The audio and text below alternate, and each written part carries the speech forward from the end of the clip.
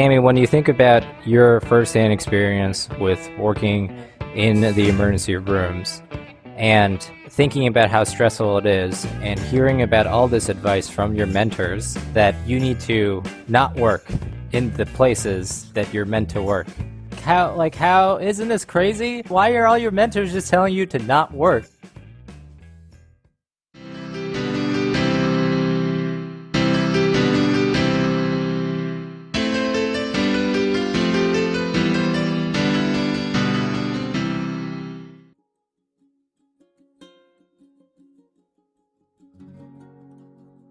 Hi everyone, and welcome to Shrinking Burnout.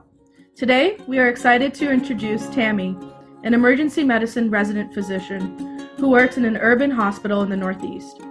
So Tammy, tell us a little bit more about yourself and the community that you're working in. Thank you for having me. I'm currently an emergency medicine resident on the East Coast, and I'm working in the department right now, seeing mostly COVID patients, but the number has gone down significantly. And now we're seeing more of our usual patients back in the department. What's the community right now that you're working in? What kind of patients do you usually see? So I work in a largely underserved community. They have limited access to healthcare.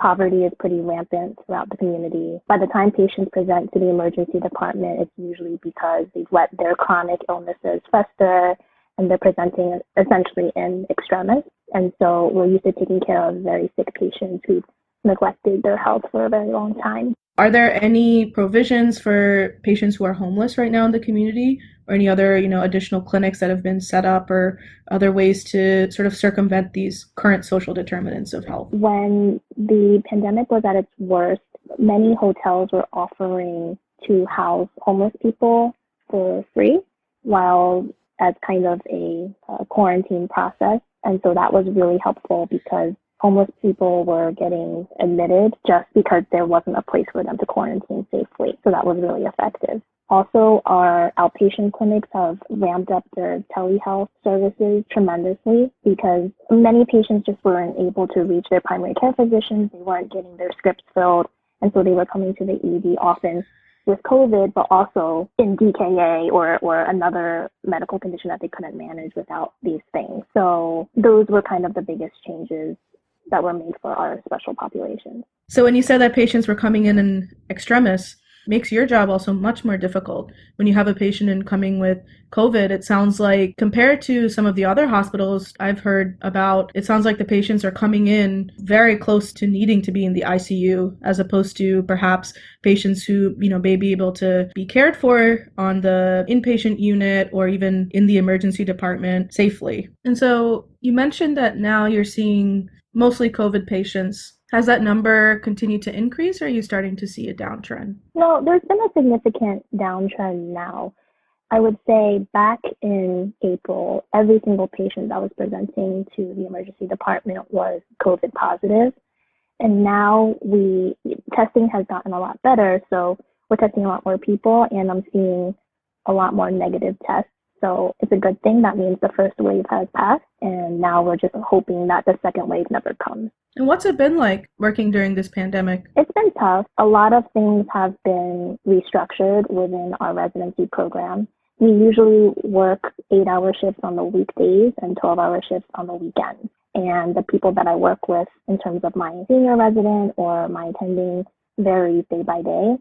But when COVID started happening, the schedule got restructured so that we worked solely 12-hour shifts with the same team. And the purpose of that was to limit exposure among all of us. So let's say I get sick, the most amount of people I would have possibly also gotten sick during my time at work was the team that I was on with for the whole week. You mentioned now that the structure is different for the teams, you're working about 12 hours a day. Is this every day of the week, or do you still have a little bit more flexibility in your schedule? Now we've reverted back to our usual schedule, but during the height of the pandemic, we were working about 4 or 5 12-hour shifts a week. And then the days we were considered off, we were actually on call in case somebody who was currently working got sick. We would have to go in for them. What was it like working with the increased hours? It was tough to begin with because we're not used to working strictly 12-hour shifts at a time. And so working those long hours and then having to come back the next day to do it all over again with the high acuity that we were seeing and the volumes that we were seeing was especially tough. Just for our listeners, can you tell us a little bit more about what the typical day is like? It's hard to describe the typical day because I would say each shift is different. For example, the morning shift from 7 a.m. to 3 p.m., it typically starts off a little slow, and then the pace picks up at maybe around like 10 o'clock. Patients start coming in, and usually the acuity waxes and wanes. And then the midday shift from 3 p.m. to 11 p.m. is considered our busiest shift, and that's when the acuity is very high. We often have EMS personnel bringing in patients one at a time, and they're lined up through the door. During COVID, the number of patients that were coming into the ED were low, as I think many people in the community were trying to just stay at home the best that they could. Unfortunately, we get calls from EMS who are out in the field, and we got 8 times more pronouncement calls than we usually do. So people were dying in their homes, and that was especially hard just to hear that remotely, and I'm sure even harder for the EMS personnel who are actually witnessing these deaths. So while the ED census was lower than usual, unfortunately the acuity was much higher than usual. So any patient who came in, we were essentially like all hands on deck. It was hard in the beginning because I really enjoy talking to my patients and examining them, of course. And it was hard during COVID because we would get gowned up and have 2 or 3 face coverings on, and having to speak really loudly through the mask, through the noise of the ED was especially difficult. And I feel like the patients didn't really get to have any meaningful conversations with their doctors, especially in a time when their family members were not allowed to come into the hospital either. And Tammy, you mentioned that the EMS personnel were calling more frequently, pronouncing deaths on arrival. Did you find that mortality actually increased in the emergency room as well? Absolutely. So we had significant more codes and resuscitations that we were doing in the department. A lot of patients didn't even get to make it to the ICU or to the floors. And goals of care discussions is something that emergency physicians don't typically have to do. And I found that we were being trained to have more and more of those conversations when patients would come in. And it was especially hard because these were patients maybe in their 60s. And just for our listeners to go over what a goals of care discussion is usually like. So essentially, when you have a goals of care discussion, you're talking to the patient or the family if the patient is not able to essentially have this discussion with their physician. You're asking them about what they want at the end of life, including whether or not they want to be resuscitated, intubated, which means putting a tube down your throat to breathe. And so some of these more invasive measures, we would like to, ideally ask a patient while they're able to, just tell us what they want us to do. And I think that makes it really challenging when you're not as comfortable, having those kinds of discussions, to be forced almost to do that. Absolutely. And it's especially hard when the patients don't look too bad at the moment, but because of COVID and how patients can turn around so quick that you have to have the conversation right then and there. And usually I get the response like, Doc, I just got here. Why are you talking to me about this? You haven't even taken my blood work, or you haven't even checked my x-ray. I don't even know if I have it yet. But, they're satting 80% on room air, and you just know what's coming, and you feel the sense of responsibility that you have to initiate the discussion, even if they're not able to make a decision right then and there. When they get admitted, they can think about it further, but it was something that we had to do much more frequently. Tammy, if you're able to tell us about where you were able to get additional support under that time period. I have to say that my residency program did a pretty good job dishing out all the resources they could find, even though it was limited. One of our attendings had some connection with a online therapist. I think it was her friend or something, and she immediately gave us her contact information and was like, look, you can talk to this person if you need to. The psychiatry service at our hospital also volunteered themselves to be people you could talk to online anonymously if you wanted to, which I thought was really nice. And just the camaraderie, I think, within my residency program was really strong during that time. And I think it's really interesting for you to describe that for us and for the listeners, because I think with how hospitals in the entire US have responded and what it's like in terms of the day-to-day differences between doctors and various specialties, it's all really different and it's all really individualized. In terms of really discussing the topic of clinician burnout and emergency medicine, it sounds like emergency medicine doctors tend to have higher rates of burnout. And I was wondering if you could tell us a little bit of why you might think this could be the case. That's absolutely true. I think something that makes emergency medicine unique is that we don't necessarily work as many hours other specialties do. For example, a full-time attending might work 3 or 4 shifts a week, and that's 8 hours. So that's less than your typical American work week, about 40 hours a week.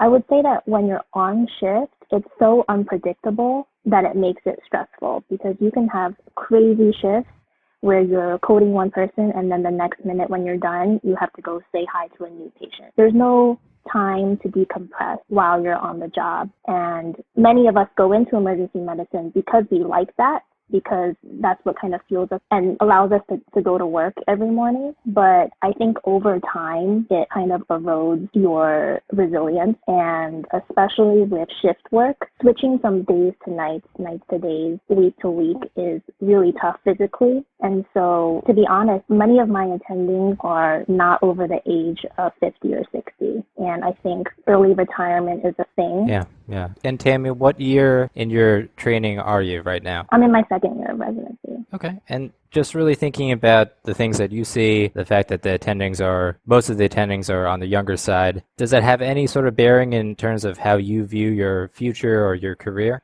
Yeah, I've definitely had thoughts about what my future will look like in this specialty, and I love it right now. And I can imagine that in the future, when I have my own family, things will be different. The fact that I've had to think about this so early on in my career kind of speaks to the fact that it's a pretty common thing that people in the specialty think about. And a lot of emergency medicine residents choose to do fellowship, not only because of their interest, but also because they realize that they can't just grind out shifts for the rest of their life.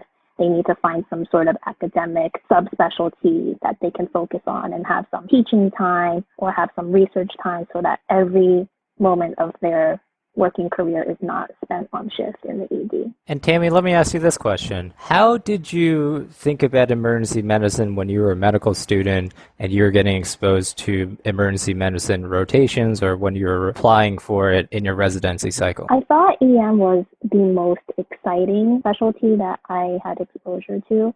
The stereotype is jack of all trades and master of none. And it is true. Although we take pride in being able to run resuscitations really well, I think the beauty of emergency medicine is that it's not a specific specialty, that you kind of have to know a little bit about everything. You're the best person out there when they call for a doctor on the plane, or you're at your kid's pool and someone is drowning and you're the first person and most experienced person to know what to do. So that's what really caught my eye about emergency medicine. Yeah, you'd definitely be more useful than us at a party. Has that ever happened where you got called in on a plane or something like that? No, unfortunately. No, fortunately, I've not been called.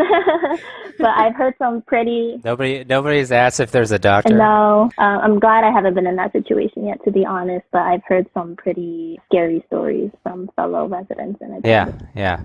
And really just thinking about emergency medicine for me as a psychiatrist, I think when I remember my emergency medicine rotations and working with the emergency medicine doctors right now as a resident, I think like you guys definitely see a whole bunch of stuff. The amount of clinical variety is, like you said, like really crazy and diverse, and you get to do all sorts of stuff. Sounds and it looks really exciting, and I think the downside of it is just that it can be really stressful because of the unpredictability of it all. Now, you touched on this burnout piece as a resident and kind of seeing the attendings that you work with to be on the younger side. Was that ever a question in your mind when you were applying, when you were a student? It definitely was. And when I was on the interview trail for residency, I would often ask the person who was interviewing me what their future holds for them. Many of the program directors that I interviewed with they looked like they were in their 40s or 50s. And many of them admit to the burnout that they themselves feel and that they are happy that they've gotten to this position where they are a program director and they have this pull and this academic side of things. And many of them recommend that if you find yourself prone to the burnout during residency, to find some sort of academic niche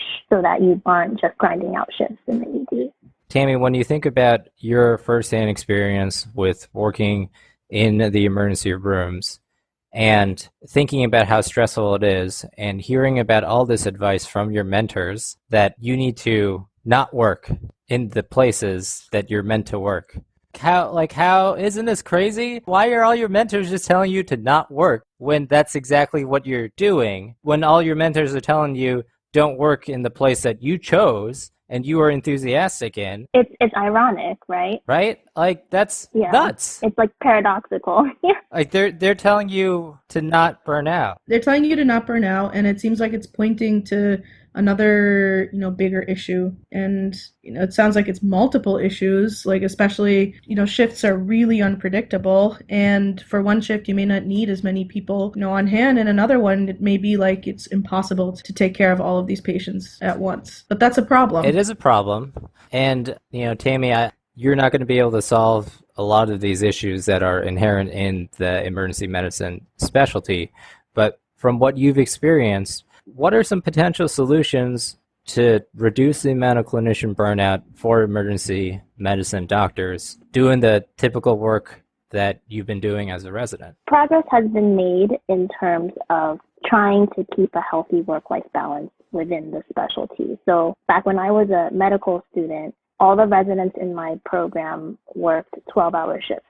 Now there has been a cultural change to 8-hour shifts. So even though you come to work more within 1 week, like maybe you work 4 or 5 8-hour shifts instead of 3 12-hour shifts, your work-life balance is a lot better. So after an 8-hour shift, you can still have time to go to a gym or go to a restaurant. Whereas after you work a 12-hour shift, you're usually so exhausted that you just go home and sleep. So that's been a big cultural change within the specialty. In terms of residency, I would say across the board with all specialties, programs have been doing a better job with wellness. I read House of God for the first time last year, and it was like an okay book, but I didn't feel like I really related to it as a resident because it seemed like the theme of that book was kind of like, if you're suffering as a resident, just suck it up and deal with it. I think now, even though residents still struggle, there's a lot more room to talk about it. We have people like you guys coming up with this podcast. Thank you, Tammy. Yeah. Unfortunately, I don't think I can speak to potential changes on a larger level for the future. That's totally fair. It's a big question. There was something that you said, Tammy, it resonated with me, and I think it was a very helpful thing to kind of highlight. I think just in terms of really being able to facilitate this individualized form of addressing clinician burnout and resident burnout, I think what needs to happen is kind of what happened in your institution, which is having administrators or people in high positions willing to listen to the clinicians that are working there and experiencing a lot of the stress that's going on during their day-to-day work. Tammy, is there anything else that you wanted to share with us today? On a more personal note, I feel that my burnout comes in waves. There are months where I'm doing really well for myself and I can feel it, and there are months where I'm not.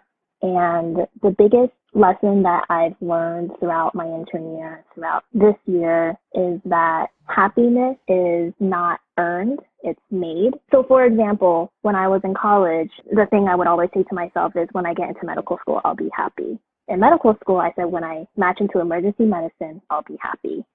And now I find myself looking towards my vacations, my days off, my attending life.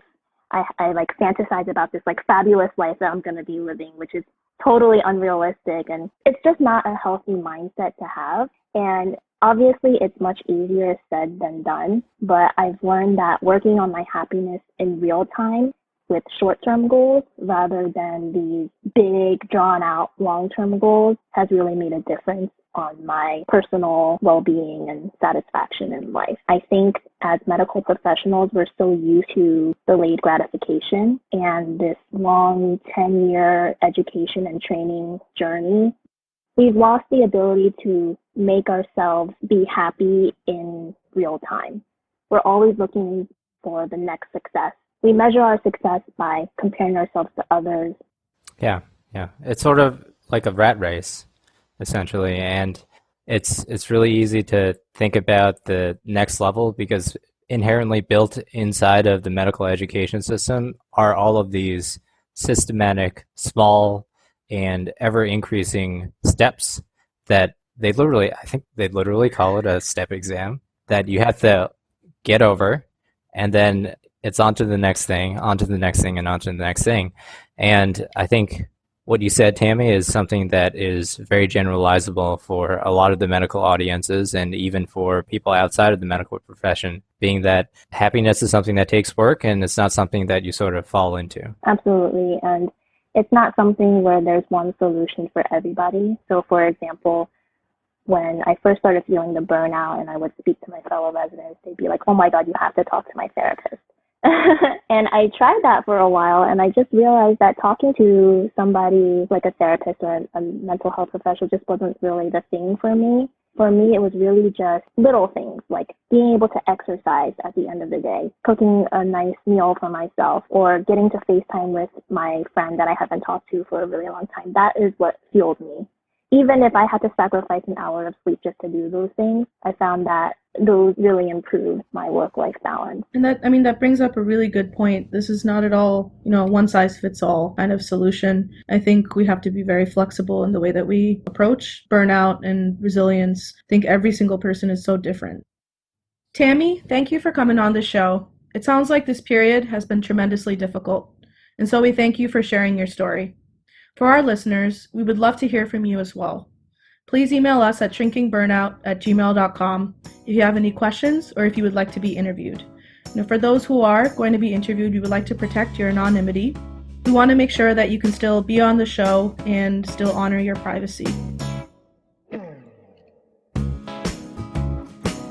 Shrinking Burnout is a podcast about furthering the discussion of clinician burnout and recognizing the resilience and hard work that many clinicians regularly demonstrate. Nothing we say on the show should be taken as medical or psychiatric advice. All of the opinions expressed on this podcast are solely our own and do not reflect those of our employer.